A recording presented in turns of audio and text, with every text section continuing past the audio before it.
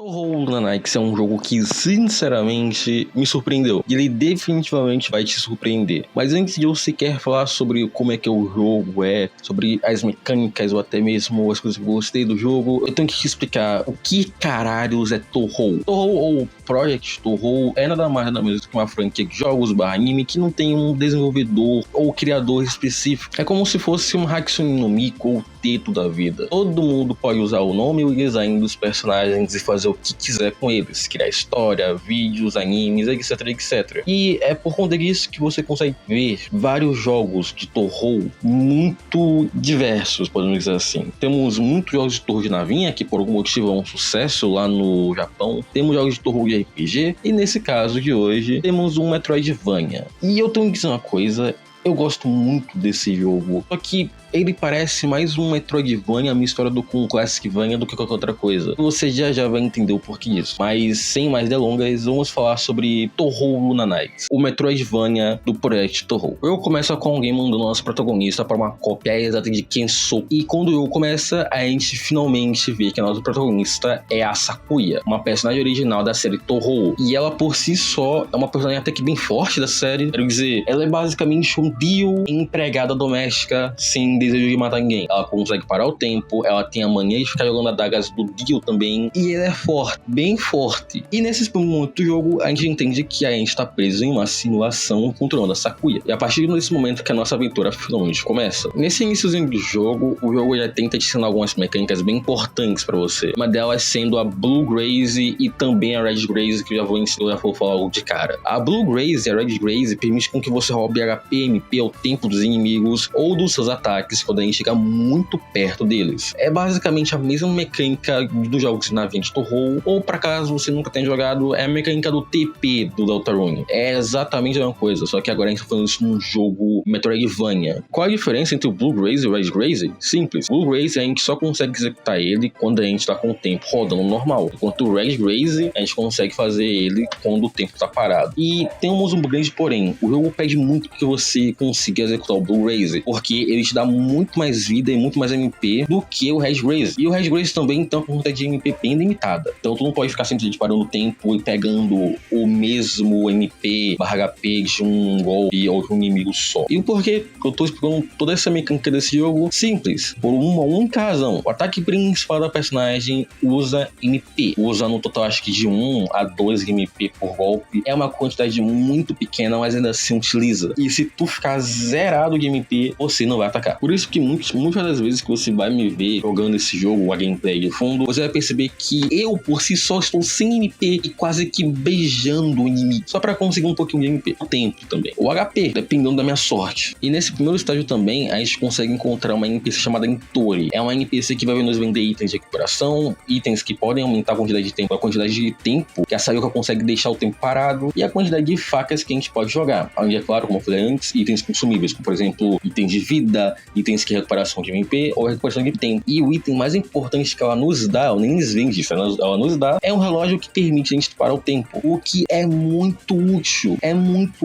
mesmo. Inicialmente a gente só consegue deixar 100 segundos parados, que vão diminuir caso a gente ande o ataque, porém, ainda assim, é um período de tempo, tudo fica parado, e você vai perceber que o jogo faz um uso muito bem dessa mecânica, já que inicialmente o tempo fica parado, mas depois vai ter plataformas que só vão se mexer com o tempo parado, ou plataformas que vão se movimentar de forma contrária com o tempo parado. É uma mecânica que o jogo explora muito bem lá pro fim do jogo. E claro, esse jogo também tem um sistemazinho de paredes secretas que tu consegue desbloquear caso você ataque ela. O jogo deixa literalmente a parede secreta na sua cara no estágio 1 para você ver como é que elas funcionam e para você ver o que tem dentro dela. Normalmente são itens que aumentam seu MP, seu HP ou seu tempo, mas também pode ser itens que aumentam a quantidade de facas que tu consegue jogar com o tempo parado, ou até mesmo cartas, que essas cartas funcionam como se fossem sub-itens do Castlevania 1. Com a diferença que, é claro, você não precisa necessariamente ficar orando para que a cruz caia quando você destruir uma lamparina, por exemplo. Não, nesse jogo não. Você vai escolher qualquer um dos sub-itens a qualquer momento. E assim como o ataque básico, sub-itens também consomem uma quantidade fixa de MP. E eles usam bastante MP. Só leva em consideração que inicialmente a gente só tem 20 de MP e o primeiro sub-item desse jogo usa 25 de MP. É bem alto o custo, mas todos eles são bem úteis. E claro, nesse primeiro estágio a gente também teria o nosso primeiro upgrade desse jogo. No caso, o conhecido e talvez amado Slide, que permite com que a que permite com que a Sakuya dê slides. Tava esperando, velho. É um slide, poxa vida. E quando a gente finalmente chega no fim do estágio, a gente enfrenta nosso primeiro chefão. No caso, a Meilin. Ela funciona como um ótimo primeiro chefe. Ela é balanceada, ela é fácil, ela não spama a quantidade de cararuda de projéteis na tela. Ela deixa o jogador se respirar um pouquinho, por mais que ainda assim seja um chefão. Ela tem algumas coisas interessantes, como por exemplo, ela bloqueia suas facas caso você ataque ela enquanto ela estiver se movendo. Ela tem uma quantidade até que bem balanceada de projéteis que ela dá quando ela pula e começa a atirar em você. E, no geral mesmo, é só isso. Ela não é tão difícil assim. E é claro, todos os chefões, incluindo a primeira, vai ter uma espécie de fase 2, quando uma quantidade de HP fixa é tirada dela. O boss fica um pouquinho mais difícil e ele ganha um ataque novo, que é como se fosse lá. O que, sinceramente, não é uma coisa assim tão difícil que você consiga desviar. A não ser que você não preste atenção no padrão dos golpes deles. No Stage 2, as coisas começam a ficar um pouquinho mais difíceis. O level design do castelo tem muito mais inimigo e além de ter muito mais obstáculos nas seções de plataforma. Por exemplo, o candelabro filha da puta que cai em momentos extremamente específicos e também temos uma fumaça que tira temporariamente sua capacidade de parar o tempo. E como eu falei antes, uma seção de plataforma extremamente bizarra que junta tudo isso que você aprendeu ao longo desse estágio 2. Não é tão difícil, porém ainda assim é uma forma de voltar um pouquinho a gameplay. E acredite em mim, todos esses obstáculos que estão nessa parte vão voltar durante o jogo inteiro por motivos óbvios, né? E nesse estágio a gente consegue o tão amado, tão conhecido Double Jump. Que esse Double Jump específico, ele é bem especial porque se tu fizer isso em cima de algum inimigo, você vai causar dano no inimigo. O dano dessas facas que caem quando você dá o Double Jump são inexistentes, mas ainda assim é um dano que você pode dar. E além do que, nesse estágio a gente também consegue o tão temido, o tão amado ao mesmo tempo, a tão desprezível motosserra. E aqui, Shmin, ela é bem forte. Eu xizei a maior parte dos chefes com esse sub-weapon. Ela é bem forte, além de usar pouquíssimo MP. E a chefe da vez é a Marisa, uma das personagens que normalmente é uma das protagonistas do Project Touhou. E eu falaria que ela é difícil, mas infelizmente eu tô usando uma motosserra, né, gente? No estágio 3 e no estágio 4 a gente não tem tanta coisa assim nova para falar. Temos objetos que funcionam mesmo com o tempo parado, temos objetos que funcionam apenas com o tempo parado e só. Os obstáculos são ainda mais os mesmos, não são os estágios tão difíceis assim. E nesses estágios a gente consegue os upgrades de ficar em cima de facas, o que é muito útil, só que a gente só pode fazer isso com o tempo parado. E a gente também, e no estágio 5 a gente consegue upgrade de quebrar caixas com facas, o que é bem útil porque tem muitas passagens que são bloqueadas com caixas, e se tu quiser voltar e fazer o backtracking para pegar todos os itens, esse é o melhor momento. E os bosses dos estágios são bem facinhos, sendo que o estágio 4 é a bibliotecária eu não sei falar o nome dessa boneca, Pakshuri, e o outro chefão do estágio 5 sendo a própria criatura desse mundo, a tal da Lady Remila, que a Sakuya falando durante o jogo inteiro. E após derrotar a nossa querida Remilia e acabar com essa brincadeira, ela fala que vai mandar a gente de volta pro nosso universo, pro vida real. Só que ela não consegue. E ela pede pra gente investigar o que tá acontecendo, já que uma voz misteriosa surgiu. E essa voz misteriosa falou pra elas encontrarem ela na sala do trono. Então a Remilia pede pra ela fazer isso, e é exatamente isso que a gente faz. O que nos leva para o estágio 5.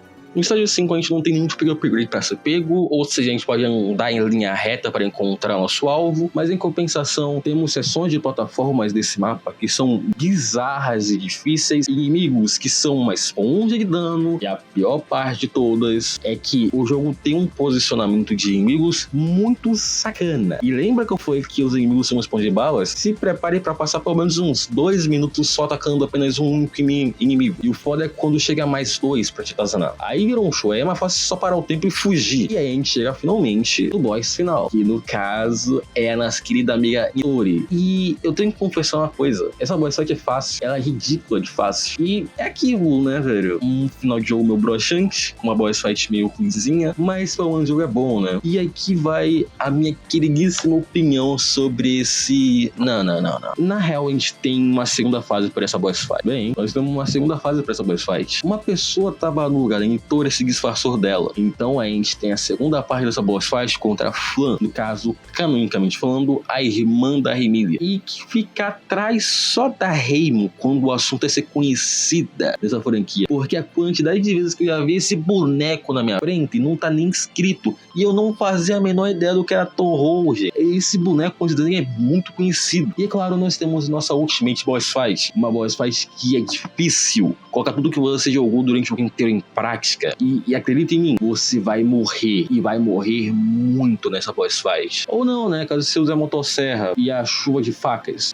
Dá pra xizar esse chefe muito fácil, gente. Mas ele ainda não perde o mérito de ser um dos chefes mais difíceis desse jogo. E assim, nós terminamos o jogo de verdade dessa vez.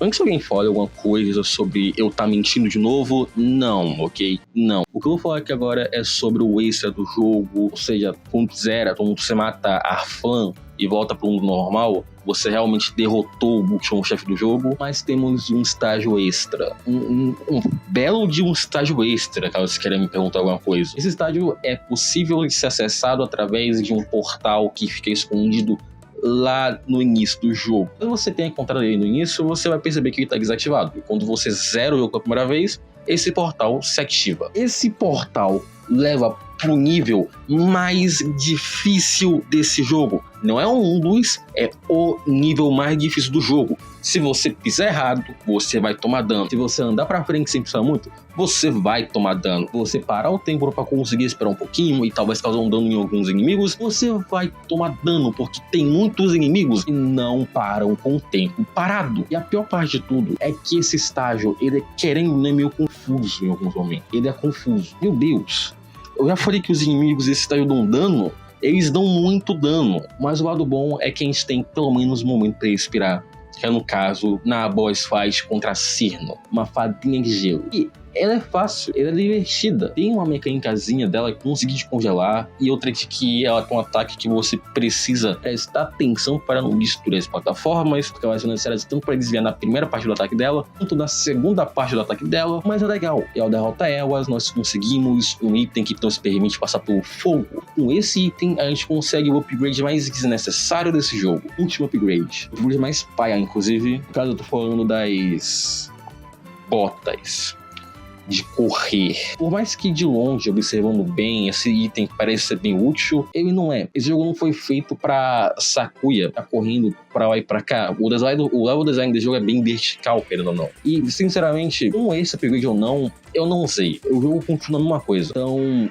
aquilo, eu posso colocar ele como inútil, né? E sim, depois dessa boss fight, depois de pegar esse item, nós podemos ir finalmente para a última boss fight desse jogo. No caso, a última boss fight extra desse jogo. E que, de longe, é a boss fight mais difícil possível, da boss fight contra a Reimo. E assim, ela tem duas fases. E as duas fases dessa boss fight são extremamente difíceis. E eu não tenho nem como falar o porquê é difícil. É só você assistindo pra você entender o quão difícil ela é. É isso que eu tenho pra falar do jogo. O jogo é bem curtinho, dá pra você zerar em algumas horinhas. Ele é bom, apesar de ser curto, pelo menos ele é curto e bom, em vez de ser grande e chato. E o fato de eu ter já falado que esse jogo parece mais um Classicvania com um pouquinho de Metroidvania é pelo fato de que você não precisa fazer todo um backtracking, procurar itens e mais itens pra conseguir abrir uma passagem. Tudo é bem mais resumido. Mas enfim, esse é o vídeo, senhoras e senhores, bem menos trabalhado, porque eu preciso postar alguma coisa. E durante esse meu tempo eu não consegui zerar nenhum jogo. Mas já vai ser uma reviewzinha de um jogo bem legalzinho pra vocês.